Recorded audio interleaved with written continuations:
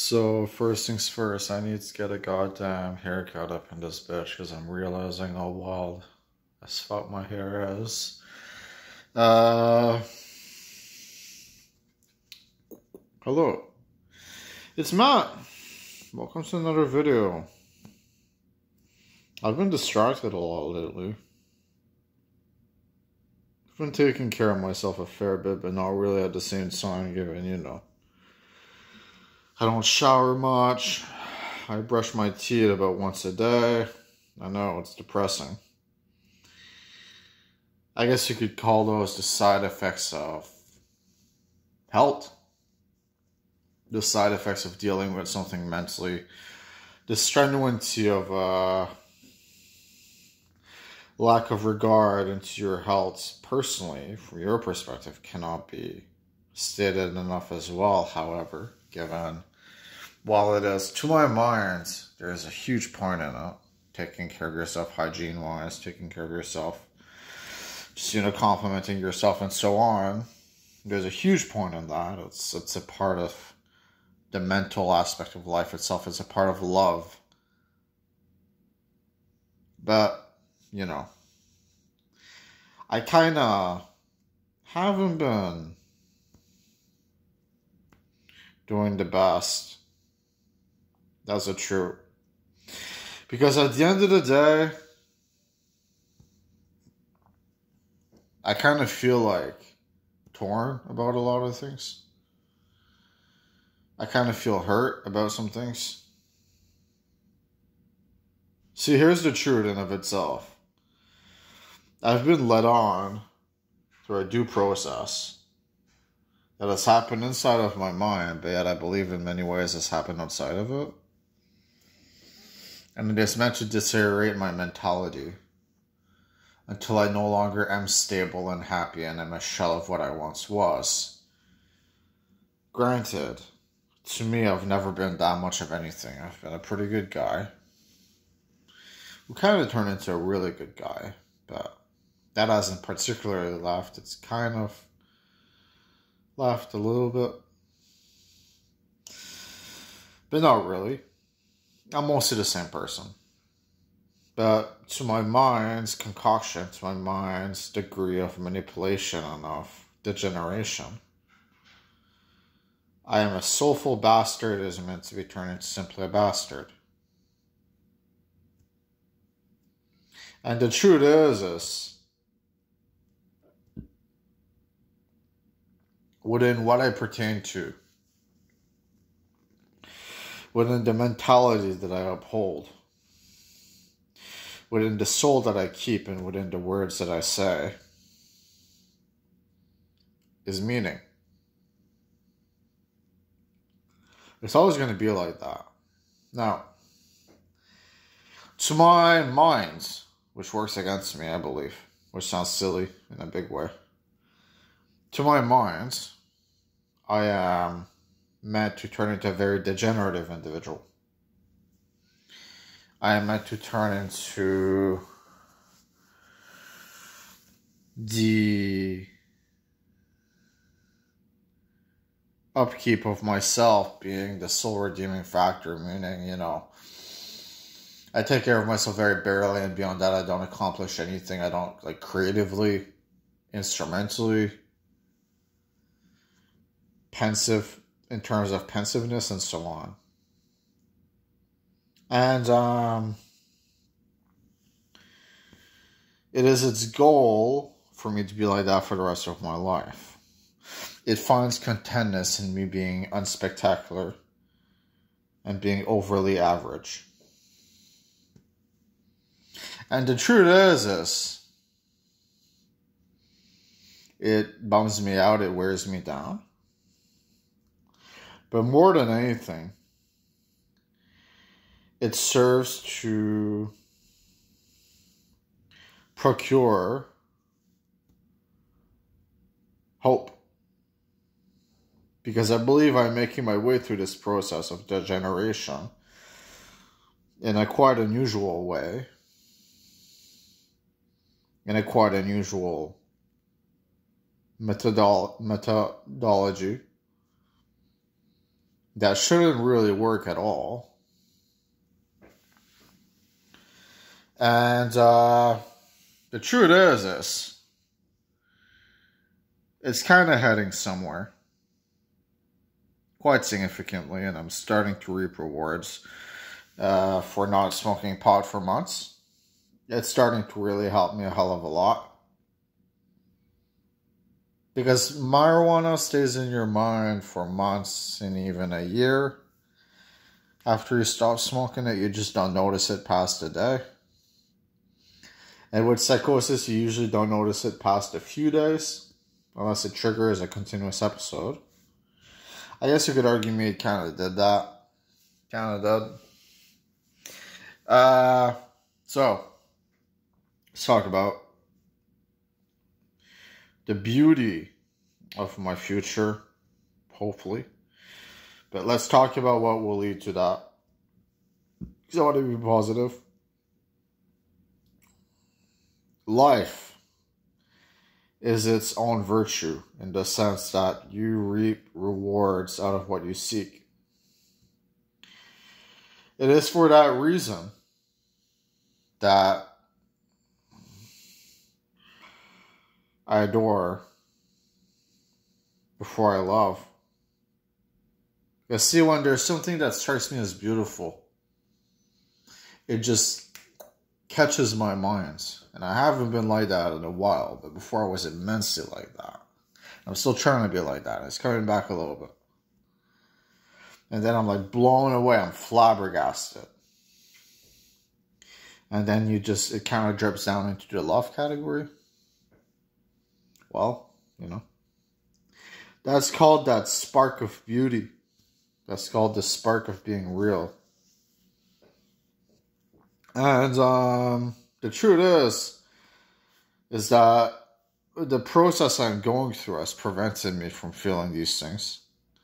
And when I say process, it might come off as a bit hard to comprehend. And I wholly don't blame you on that. I'll get into it a bit later. The truth is I live with so much cynicism and psychopathy inside of my head despite not providing any of it myself, that it's a surprise that actually I've retained humanity, because you can be heavily influenced by that. And in terms of what I seek a very happy life where I am not very cynical at all, but still fairly so, just to deduct the real from the fake, just to deduct the kindness from the suspicion and anger and so on. But in terms of what my mind provides, it is a dead weight. Because my consciousness is the sole thing that breeds humanity at this point. And yes, that is despite the fact that I've stopped smoking for 3 months. Because see, the process I'm undergoing could have at some point been considered, to my mind, a simulated process. Before it became not so much that way. Now it's composed of 10 voices or so that reside within human bodies that I can see with my eyes, except they're faked. They're not like in front of me, like physically, but they're there. They reside within what I call pictures or scenes. And their general proclamation is to go between ignoring me and claiming they're jealous of me all the while, worsting me simply by existing. And the truth is this.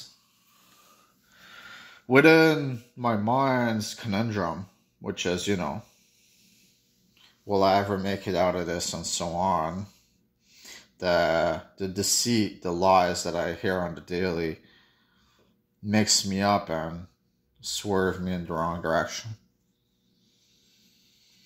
I always end up finding an honest truth, which is that I'm gaining control of myself in a way which I didn't back when I smoked pot, I should say. Sorry.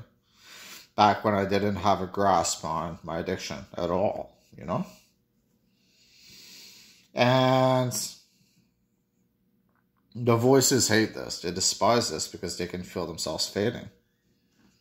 Now, the truth is I'd like you to go into something else, which is what I hypothetically perceived their reasoning to be in terms of why constrict me. That in terms of reasoning that, goes beyond jealousy or just hatred. So let's go into that. Well, let me think. Because that's a tough one. That's a tough cookie to crack. And cookies are pretty easy. I could do it pretty easily usually. But my main hypothesis is that, well, for starters, we live in we live within virtual minds. What that essentially means is that we're programmed in a way, despite the fact that we come out of, our parents, like our mother's womb or mother's, vajayjay. We just, a baby is born, And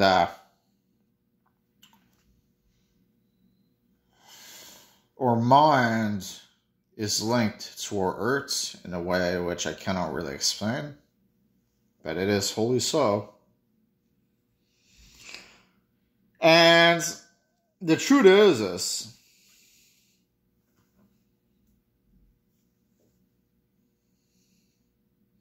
if you assume that mental health has any sort of consciousness, then it is perhaps the most vile thing alive, right?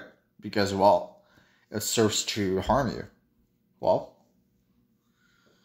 in my mind, it wholly does. It holds a very significant consciousness just within the limitations of its conception. And the truth is that conception makes it hate me, but it's more than that. That conception makes it have an unrealistic standard of what I can achieve. Not in the sense that it underestimates my creativity, but in the sense that it overestimates it, of course, but in the sense that it perceives me as superhuman from the get-go. And then worse to reverse that, even though, the general cognitive argument that is there is that everyone should be above average at best. I've actually been told that by my voices. Believe it or not, they actually sometimes hold semi-rational thoughts if you assume a psychopathic mind. And everyone should be above average to pretty good mentally, intelligence-wise, on average. And I find that to be just about the saddest shit ever. Like, ever. Because people should be spectacular, not pretty good. And that means, what I was talking about earlier, right? We're partially programmed. That means there's points in our mind. I wholly believe this. That anyone could theoretically have been born intelligent. That everyone could be intelligent. And that it just didn't happen that way this time. Because we live off of a point system. I wholly believe that as well, because I've experienced it. I've experienced my world becoming 3 times more vivid just by me breathing and living and going through a process again. Meaning it felt like I was in a video game, even though I was in reality, I've experienced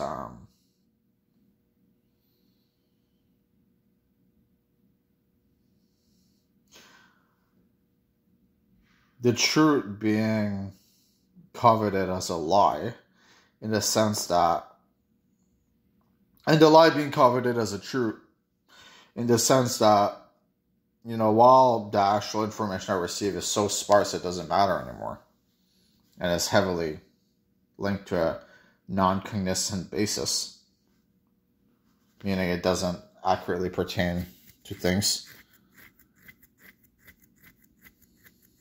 The truth is we're meant to actually live lives that are like 10 times sicker than this shit, We're meant to be like so extremely cognizant that we just wake up and we understand everything about life.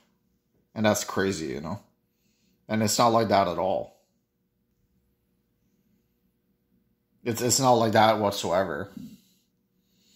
Instead, we're hazy, and we're kind of broken inside, a lot of us. And I'm guaranteed that the billionaires and the millionaires, they have a high point system. It goes to 5, it goes to 6, it maybe even goes to 7 out of 10. We have 2 to 3s, you know? That's the difference. Because success stories are kind of meant to happen. Like, that's what I was talking about with the conceived reality thing. Like, we're all preconceived in this weird way. We all are preconceived, you know. Things are supposed to happen on the world line that they do and so on. And,